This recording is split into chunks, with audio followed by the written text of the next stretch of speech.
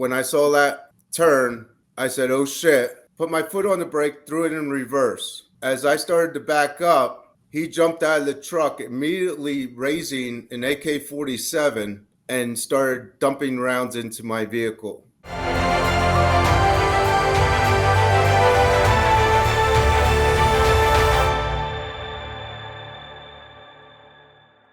I am Robert Asencio, and beside me I have my partner, co-host, Chief David Magnusson, retired police chief and military historian.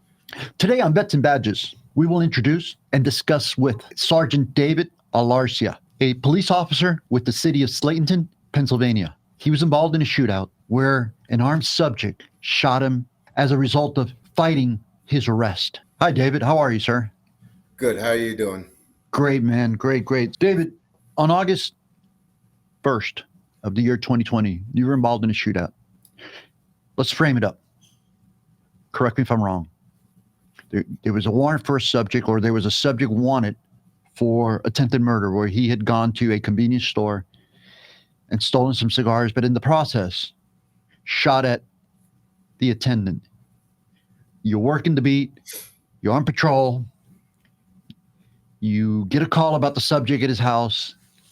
You set up on the subject's car as you see it in the parking area. Take it from there. What happened?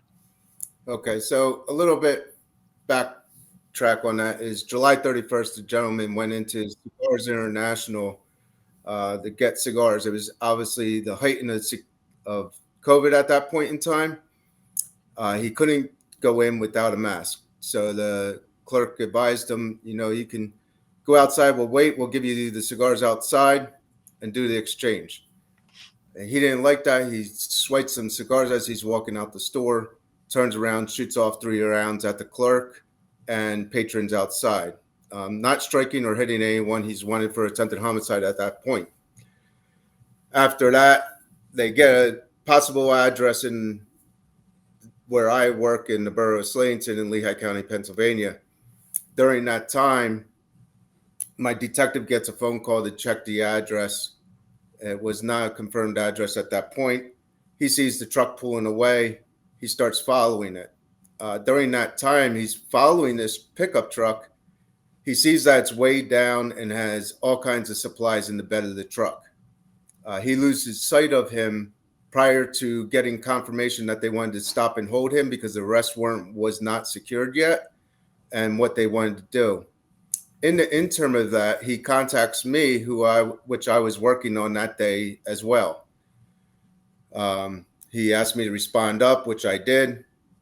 Couldn't locate him. I asked the direction he went, and I said, he's gone for the day. He's out of here. He knows he's wanted. He's headed towards the mountains because he directed the direction the gentleman went.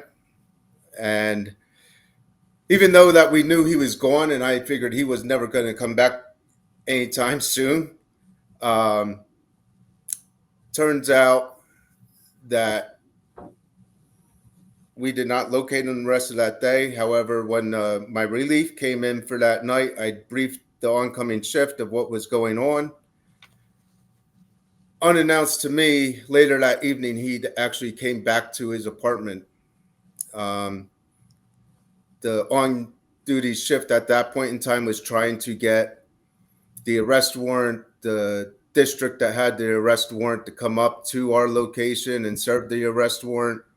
So this is the end of the shift. Subject's not found. Everybody, your shift ends their tour. You go home, right? Yeah, and there was no warrant signed at that night. Okay. So the next morning I come into work, 7 o'clock a.m., start my shift. I get briefed from the oncoming shift going off, and he's typing away, and he's very good at what he does on the job. I figured he had someone in custody and for drugs or something in that nature. And he's like, no, you're not going to believe this. Informs me that the suspect came back to the residence and is currently up at the apartment. That's pretty ballsy, wouldn't you say? Yeah. To come back. Yeah. So at that point, I'm thinking, okay, what's going on? And he then tells me that he tried every approach to get people to come up to serve this arrest warrant, and things weren't going the way they should have been that night. So I said, okay, well, I knew his pre-planned route from the day before of which way he left the residence.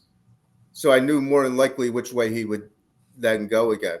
So I sat off about 2 blocks off, waiting to see if he was going to come out. In the interim of that, I'm then making phone calls. I'm also on the Lehigh County team as an operator. So I immediately call my commander, get his voicemail, just brief him, hey, we're probably going to get a call out today. This guy's wanted for attempted homicide.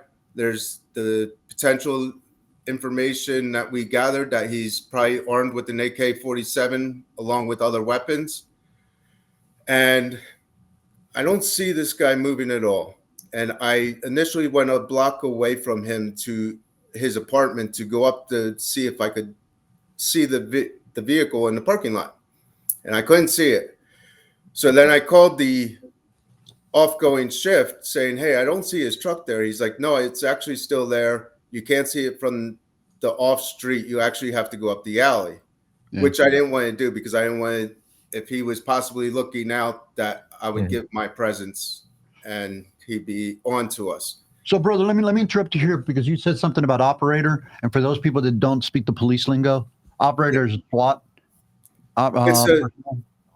It's a personnel that's basically an entry team member to go into on a SWAT tactical operation, and they make the entry into the homes or do also perimeters and set up perimeters. High liability position, right? High liability training that you're trained to do just more than regular patrol. Yes. So you know your stuff. So you set up on the guy, you set up, like I would imagine you call for backup and take it from there. My actual next phone call was to my wife, who's actually a retired New York City police detective. She was actually still on the job at the time of this incident. And I called her and I said, look, if anything goes bad today because of all the parameters and all measures that had taken place already that have failed, that I said to her, I was like, if anything happens today, make sure you sue the hell out of my borough and also the police department. So you had this pre-feeling. Yeah, there's a vibe. Absolutely. You have a vibe going on.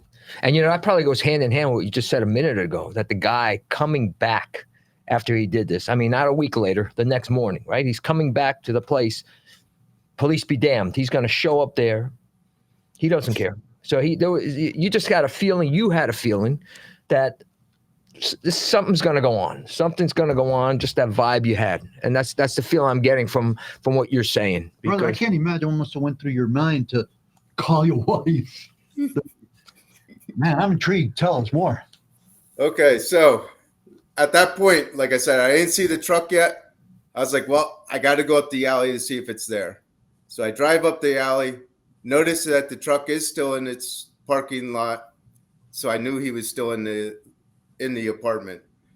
Right next door to that apartment is a bar, which actually serves breakfast in the mornings and has outside seating.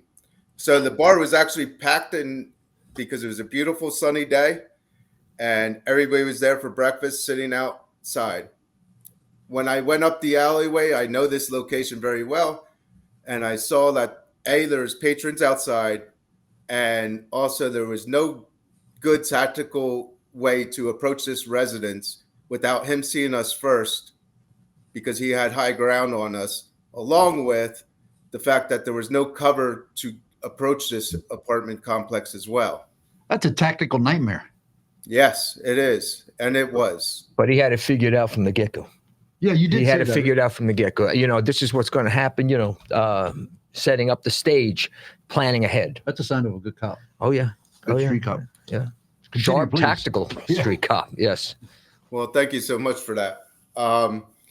So as I continued to that standard and saw that the truck was there, I now park above off street where I was before. However, instead of the lower position, I was now 2 streets above where the apartment complex was, still knowing and figuring his pre-planned route from the day before.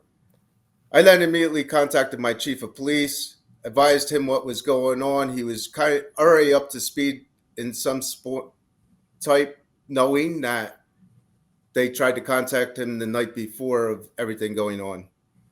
I requested to see if I could get our tactical team up and set up on the apartment complex. And they said, well, we don't have confirmation that he's definitely there. If we know that the police department that has the arrest warrant is getting the search warrant and does get a search warrant, yes, we can contact the TAC team. Is that because they're call out? Yes, we're a call out team. We're actually a part-time team. So we do training twice a month, along with, if there's a call out, basically it's a response from people off duty or on duty. And it's a county-wide team. So it's police operators from different boroughs and townships that come together to implement the team. Which something that you must have gone through as a police chief, the decision whether to call out the teams or not. In Havelock, it was special response team. We had that call out a couple times, and the boots on the ground that ran it, they made that determination to run it by me. But I if that's what they felt, they were there, do it. That's overtime usually put the constraint on the department. Yeah, but time is of the essence on these things. When you have operators out there in the field that know what's going on at that point, just run with it, get it set up, especially in a situation when attempted murder. Big time, man. The guy supposedly is armed with an AK and and God knows what else. Right. Yeah, so I was intrigued. Please continue. So to enter into that and understanding of that with contacting the commander of a SWAT team, we have a matrix of, certain bullet points to say if the team is able to respond out for this incident. It obviously hit every bullet point on the measures that we would be able to be called out for this operation. However, it's up to the chief of police in that jurisdiction to then give the authority for the team to be activated and come into their community. So my chief at that point didn't give that authority to do so. Turned out later in time, I thought about it. My commander actually at that time was on vacation. So I then went down to my assistant commander to give him a briefing of what may happen for that morning. As I'm sitting there and waiting this out, my brother is actually a police officer in a neighboring township next to where the arrest warrant was issued from initially. I asked if he knew the detective that was handling the case. He said yes, and he'd have him contact me. And I said, I'm sitting on the house now. The truck is outside. I needed a search warrant for the apartment. I was like, I don't care if you use state police's CERT team or you use our team, but it definitely should be a TAC team to make this arrest. He agreed with that. And then his response back to me again was, so what do you need from me? I was like, I just told you what I need. Get me the search warrant. I will get our team up. They know I already gave them a heads up notice of what's going on. So all I need is that search warrant. In the interim of all this, and I was making phone calls after phone calls with other team leaders on the TAC team, back and forth, phone calls with my chief. Now, this has made news all over the place that this guy's wanted for attempted homicide. People in the apartment complex knew about this and also started seeing this guy start moving inside the apartment, coming out of his apartment and loading his truck up. So they obviously notified the 911 system, who dispatched then contacted me and informed me of this gentleman that's wanted for attempted homicide. I told them I'm well aware of it. I'm in a position currently to wait him out and take him down by a vehicle takedown because there was no good way to go to the apartment in itself. David, did the caller say what he was loading into his vehicle? And what was it? A regular vehicle, a truck, or what? It was a Dodge pickup truck, and they were informing initially that he came out of the apartment complex holding totes and placing the totes in the back into the back of the truck. Oh, and you say totes, bags? Like kind of like bags, but the plastic containers Got it. that you store stuff in. Not knowing what was in there, they said he was coming out with these totes. Then I was like, okay, I'm well aware of it. I requested at that point then to have the neighboring police department to come up, block off the roadway so no more vehicles could go up that direction to be in the line of possible fire if it would turn into a shootout. During that time, I'm still getting radio dispatches advising that the gentleman came out with 2 ammo cans, went back into the apartment, and came out with 2 more ammo cans. That must have been a pucker factor right there if I ever saw one. Yeah, absolutely. It was. And at that point, now I get the okay for the TAC team to respond up. Now, it's good. Usually we're too far into this now by the time they're going to get there. We're like, usually response time is probably, depending on the territory and jurisdiction where everybody's coming from, it could take up to 30 minutes to a half hour to an hour to get there. Man, you're at crunch time. You're on red zone all 110%. Absolutely. So then in the intern, state police arrive. I brief them of what's going on. Now I get another dispatch that the gentleman just came out with a rifle. Unknown what type kind, by the way. You're being kind, calling him a gentleman, but go ahead. Another gentleman comes up, or I get another dispatch that he comes out with a rifle, puts the rifle in the car. Didn't know what kind of rifle, but put a rifle in the car. I was like, okay. At this point, state police is screaming at me. There's about 5 or 6 troopers there, one being a corporal for the barracks they're out of. And they're saying, oh, we need to get down there. We need to go down there. I was like, no. I was like, we don't need to go down there. I was like, and gave them the explanation why. As I told before, no good cover, innocent civilians in the area, and so forth. And that he had high ground. At that same time, I'm still on the phone with my chief of police and on speakerphone. And he asked me, he's like, what's going on? I was like, you're not going to fucking believe this. State police want us to go down there. He's like, well, why not? I was like, are you fucking kidding me right now? I was like, I just told you why we can't go down there. He's like, yeah, but why not? I was like, I just told you. And he's still out of it. I was like, all right, fuck it, let's go. As we scramble for the cars, because I tell them then, okay, let's go then. Thank God it went the way it did. And the gentleman actually pulled away from the apartment complex at the same time we're scrambling for the cars. The gentleman, suspect, takes the planned route just as I thought he would. We come to a 4-way intersection on 2nd Street in the borough of Slatington, and we're at a 4-way stop sign.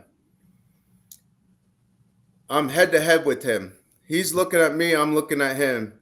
And I see that blank stare on his face, and I zoom in in on him. He's like kind of sitting and waiting, like, does he know? Hold that thought, brother. Mm-hmm. You've been there. Yeah. Where you're staring at the subject. All kinds of thoughts are going through your head. It's a good and bad, ugly moment where all the eyes are looking at each other and waiting for somebody to make the first move. Mm-hmm. Remember that part in the movie where you see nothing but the eyes and they're just looking back and forth? Somebody makes the first move. That's the feeling I get listening to this because this is intriguing. Is that the way it was going? Is that what happened? Absolutely. Yeah.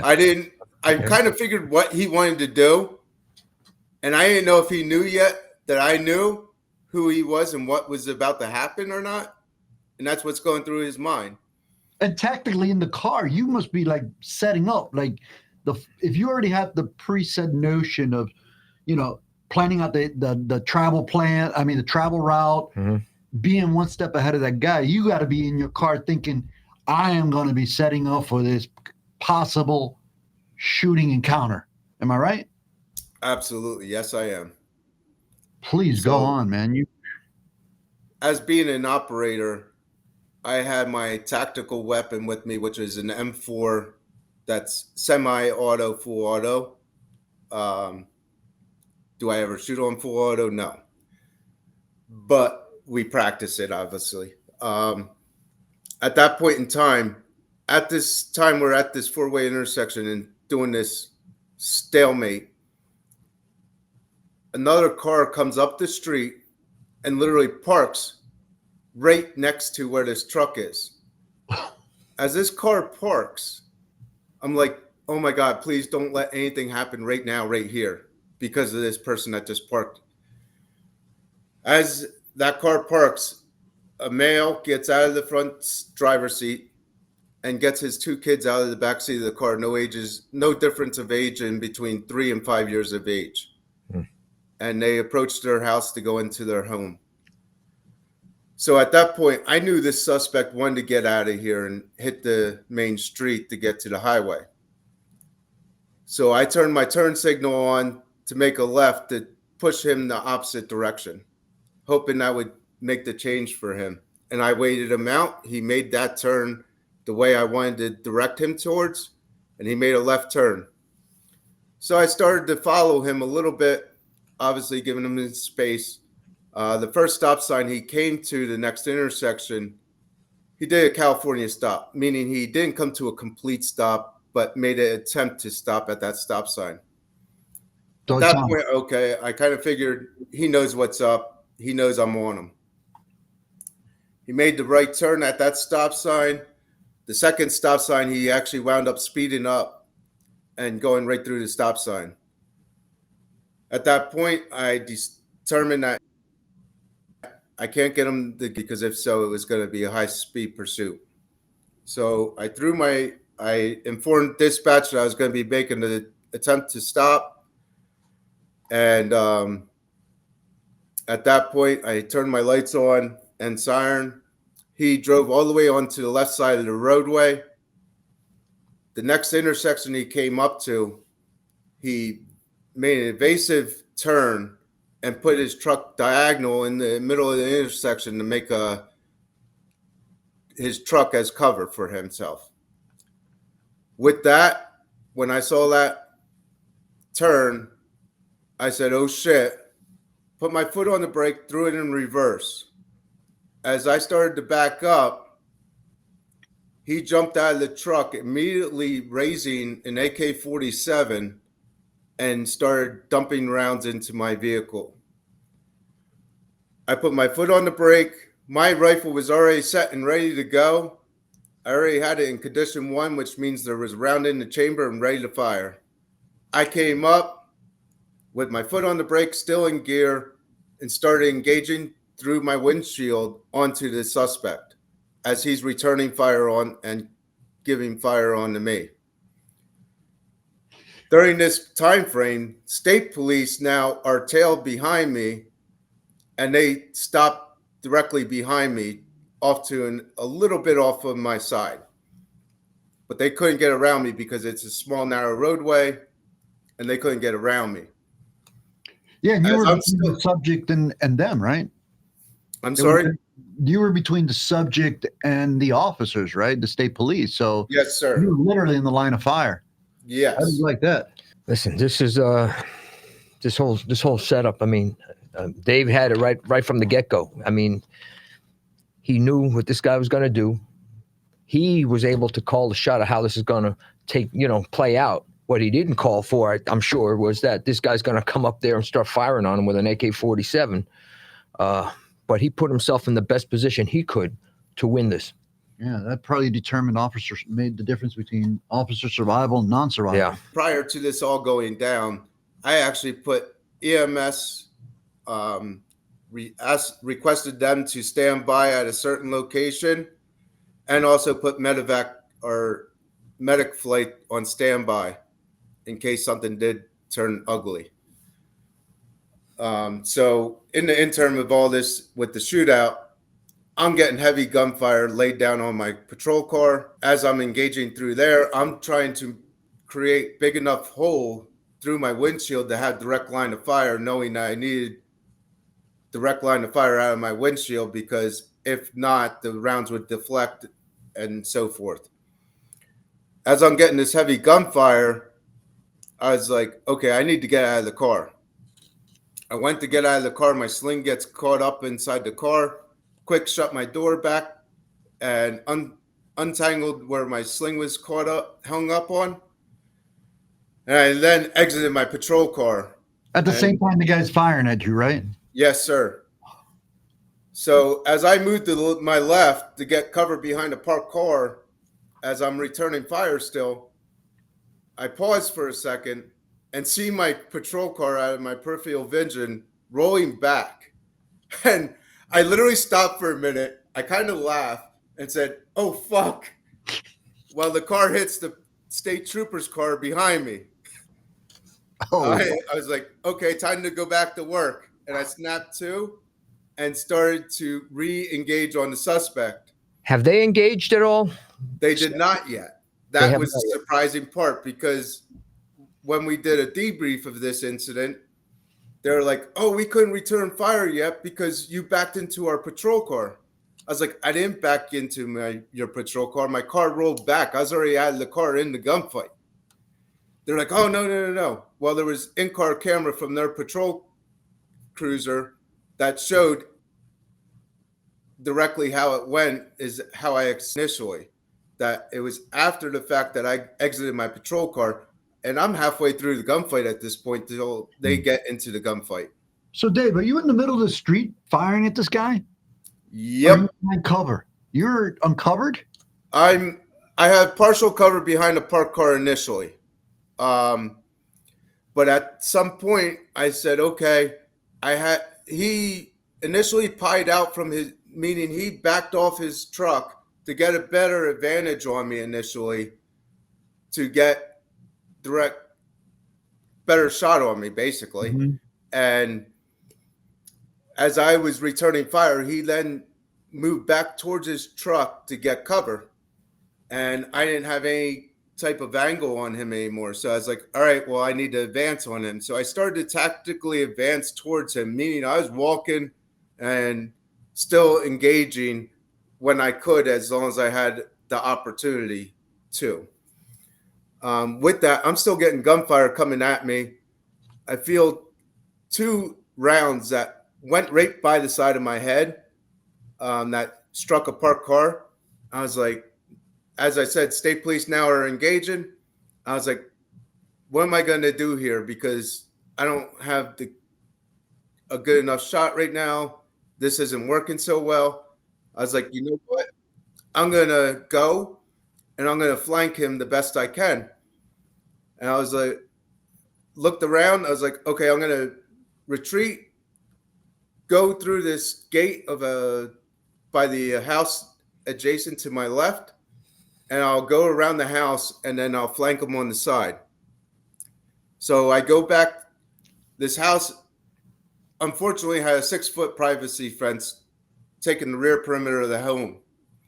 Turned out that gate to that house was locked. I was like, are you fucking kidding me right now? I was like, what the fuck? I was like, what are the chances, you know? So then I was like, okay, well, I need to flank him the best I can. And around the front perimeter of this home was a 4-foot picket fence. So I was like, well, I'm going to flank him the best I can. So I started to advance by the sidewalk, using the sidewalk and the parked cars along as cover as I'm moving up. With that, I had shot the suspect in the hip, and the one state trooper was shooting underneath the car and skipping rounds off the ground, and actually wound up shooting the suspect in the foot. With that, the suspect throws his guns, saying, I'm hit, I give up.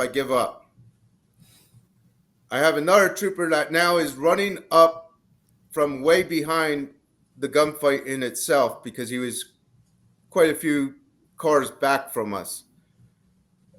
He gets along my side. He moves up to the suspect to take him into custody as I hold cover on the suspect and kick the guns away from any close proximity of the suspect that he could get his hands on him. So you're still trying to figure out, like, stay 1-2 steps ahead of this guy, right? I mean, even though he's given up, or he says he's given up, you want to make sure that he's a no more threat to anyone. and he's taken into custody. I mean, Yes, he gets shot in the foot, the hip, and as soon as he gets hit, I'm done. I mean, that's yeah. And for those of you that will be viewing this is the reason why we're going into detail on this story is to show the complexity, the amount of thoughts that go through these officers' heads when they're confronting an armed subject that doesn't care about anybody else, that's trying to take them out and trying to take anyone else out, because I'm sure he was firing down range indiscriminately. Is that a fair thing to say? 100%. Absolutely. Well, knowing what you know now, I mean, at the point that this happened, you definitely made that right decision. Well, it worked out in the sense they didn't go down; they let the vehicle come out, because those rounds would have hit them people at the restaurant. This is a Saturday, also, isn't it? It was a Saturday morning. You got a packed restaurant out there; those bullets would have been flying everywhere. And think about it, Dave, you had the presence of getting out of the death trap, which is the vehicle. Mhm. We know those are coffins. If we stay in the vehicles during a shootout, chances are you're going to get pinned in there. Mhm. But can you imagine the sling getting caught? You trying to bail out, having to stop, get back in the car, untangle, and get out. So subject's taken into custody. You go to the station, and you realize what? So I get to the station. I call my wife. I still have all my guns on me. I'm like, well, if they're not asking for them, I'm not giving them. So Which I is get down to the station house. Them being the investigators, because after police-involved shootings, so he still has them on. They haven't taken it from him. Which is in the ordinary, the customary to take the guns away from the officer. That's evidence, right? Right. And we want to make sure the officer cool down and Correct. And check on the officer, make Absolutely. sure he or she is okay. yeah. Yeah. And I'm sorry, you were saying you're at the station, you get your weapons, and then you realize you call your wife, and then you realize I what? called my wife. I advised her that I was okay. I was just involved in an officer-involved shooting. Her position that what she did as a detective in New York City, she actually investigated police-involved shootings for the last, at that point in time, 7 years of her career. She comes up. By that time, they saw that I was bleeding at my arm. They're like, dude, you're hit. I was like, nah. I was like, that's just glass. The glass cut me as I was shooting through the windshield. They're like, you sure? I was like, yeah, I'm fine. It's nothing. So precautionary, they bandage it and put a bandage on it. My wife shows up. She's like, what's that on your arm? I was like, I was like, they thought I might have been hit, but it was just glass from me shooting through the windshield. So she pulls the bandage down, and she's like, no, you're hit. Why the fuck are you still here? I was like, no. She's like, yeah, you're fucking hit. She then goes to my chief of police, along with other officers, and there's quite a few people in and out of the office, obviously starting to type a criminal complaint for the suspect for the engagement he just did today, or on August 1st, 2020. And she turns to him and she's like, why is my husband still here? And the perp is on the way down in a helicopter getting treatment, but my husband is here. And he's like, well, I think state police want to talk to him. She's like, well, A, his delegate's not here. 2, he has nothing to say at this point in time, and they can come to the fucking hospital if they need to talk to him. He's like, well, let me go check up on scene and see what they want and if it's okay for him to go. So at that point in time, my chief leaves to go up to the scene. Yeah. My wife. So let me stop you here, because I know you go to the hospital, you get treatment, but then after this is all over, and I'm only moving ahead because of the time that we have to record, right? Yes. You suffer some permanent injury, right? There's injury to physical, and then there's emotional injury. I want to get to the PTSD, and I also want to get to your military combat real quick in 10 minutes, and also to St. Michael's Warriors. So what are the injuries do you suffer? So I wound up getting shot in the arm, in the right forearm, by a 7.62 round from the AK-47. That bullet that came in on me was actually 6 inches from my head in that gunfight. Did you hear the whizzing sound? Oh, absolutely, yes. Okay. I wound up losing permanent loss of hearing in my left ear. And I actually wound up tearing my right knee from getting out of the patrol car. And then the most significant of my trauma, I wound up with severe PTSD along with the potential TB, traumatic brain injury as well from this incident. Brother, I can't tell you how grateful we are to your service. But you just didn't serve in the police department, right? You have military experience. Want to talk a little bit about that? Well, he's a Marine Corps, what, from 95 to 99? Yes, sir. Correct. Elaborate a little bit more. And I know you were in Fiji, Guam, Japan, and then in our discussions, what was very interesting was that feeling that, and I want you to, not for me to say, for you to describe that when you were talking about you weren't there for your guys when they went back in and they got deployed. Tell me about that a little bit. So I was with 3rd Light Armor Recon as a scout, 0311. In 98, Saudi Arabia was actually acting up. We sat off the coast. Half of our team sat off of the coast 200 miles off for 4 months. We actually got an extended tour overseas. Nothing actually wound up coming about with that. We come home, I get out. In 2003, my unit was actually first boots on the ground when they declared war. So a lot of guys I served with actually went back over and were in that conflict. And I felt like I should have been there with them, and I cheated it, and I left them without me, and I should have been there with them. A true public servant who's always thinking about service to country. David, now let's talk about this. So you have, without doubt, PTSD, and you share with us that you had some addiction problems. But let's talk about real quick the darkness that led you to founding an incredible nonprofit. It's called St. Michael's Warriors, who now your mission is to serve others who are hurting, struggling. Please, within a couple minutes, can you just share with us your thoughts on, background? So the PTSD, like I said before and previously, PTSD, if you take American Sniper and you take the conflict when he comes home from war and how he's struggling and rage, I had the same rage. I was like, but now you multiply that by 10, and that's what PTSD is really like. That's for the viewers that don't understand really, and no one knows what PTSD is until they actually really go through it.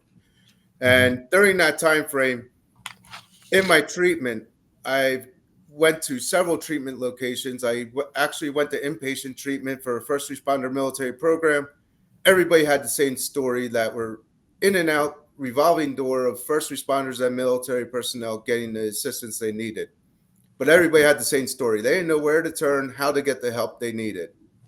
By the grace of God, somehow they found out and found a program that had a first responder military program.